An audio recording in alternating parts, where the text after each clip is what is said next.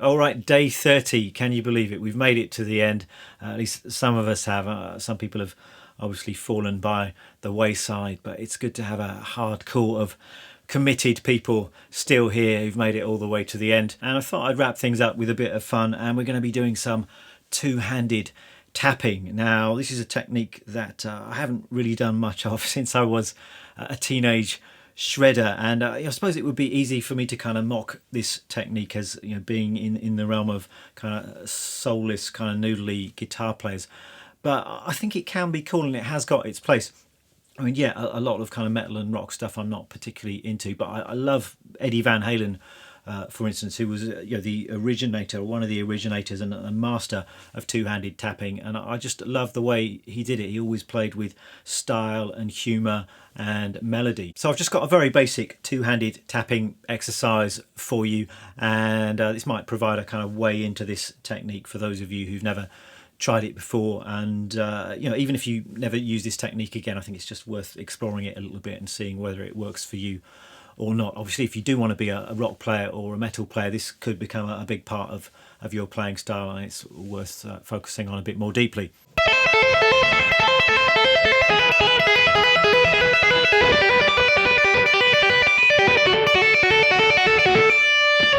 That kind of idea. One of the great things about two-handed tapping is the way that you can easily outline fast arpeggios all on a single string, and that's exactly what I was doing with this exercise. I was outlining the chords A minor, E, G and D, but I was doing so with notes all on the first string. So I started off with an A minor arpeggio, and I was playing an A at the 5th fret, a C at the 8th fret, and then an E at the 12th fret on the top string. So that's the root, the flat third and the 5th of an A minor arpeggio, and I was playing these two notes with my fretting hand, first finger and pinky, and then I'm tapping the note at the 12th fret. I'm using my index finger to tap that note, and you've got a choice when you're tapping. People do it different ways. You can use any of the fingers on your picking hand for tapping. I tend to use my first finger.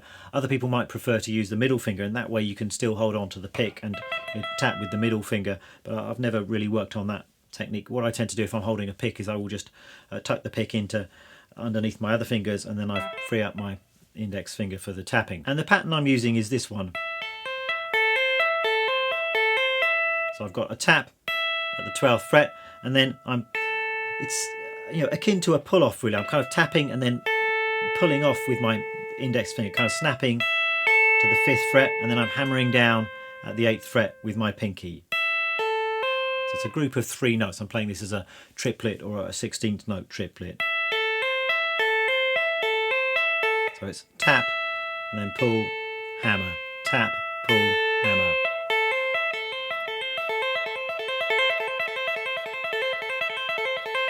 So that's the basic idea. That would be something to practice just on its own to start with. Just build up speed with that pattern. You want to try and make it as even as possible. You don't want the rhythm to be uneven. You want it to be a regular, even triplet.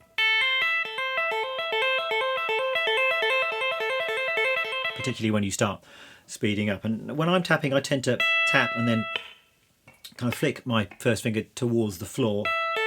But other players prefer to go the other way and kind of, I find that more awkward, kind of flicking upwards with the tap. But either way is going to work. That's just something to experiment with. But that's our A minor tapping pattern.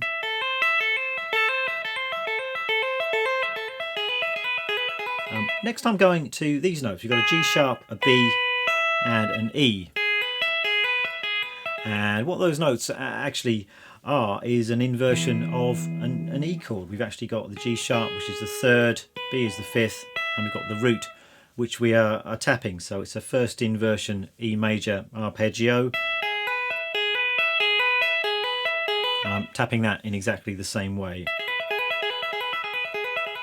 So we're going from the A minor to the E, then we're going to this. So we've now got G, B and D, and that is a G major sound. It's root, 3rd and 5th of G major.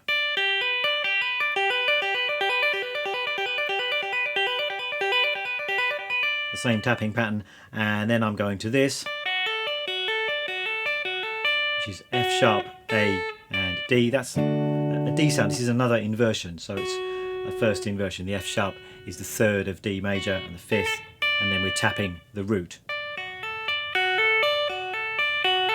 So if I put all of that together, we've got A minor, to E, and G, to D.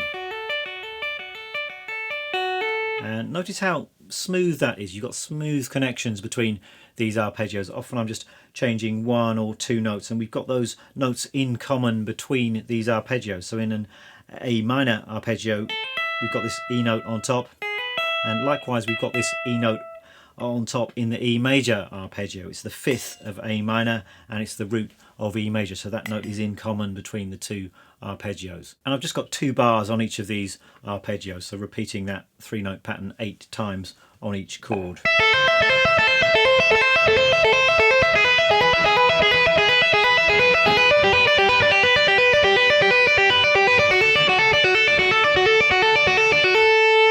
So that's it. You can work on those arpeggios separately, and then you can put together the entire exercise.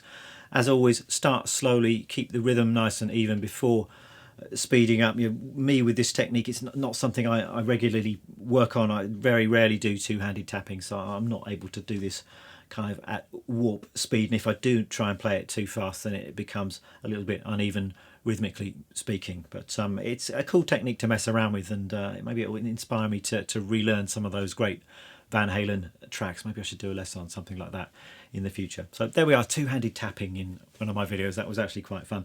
And that brings us to the end of this series. I really hope you've enjoyed it. It was fun putting this together, and well done to everyone who's stuck with it for the entire 30 days. That's amazing. So that's it, and I think I'm probably going to revert back to weekly videos now. I don't think I'm going to be able to keep up this whole daily posting thing, so I'll be back next time with something completely different. I've not decided what that's going to be yet, but thanks for watching, and I'll see you next time.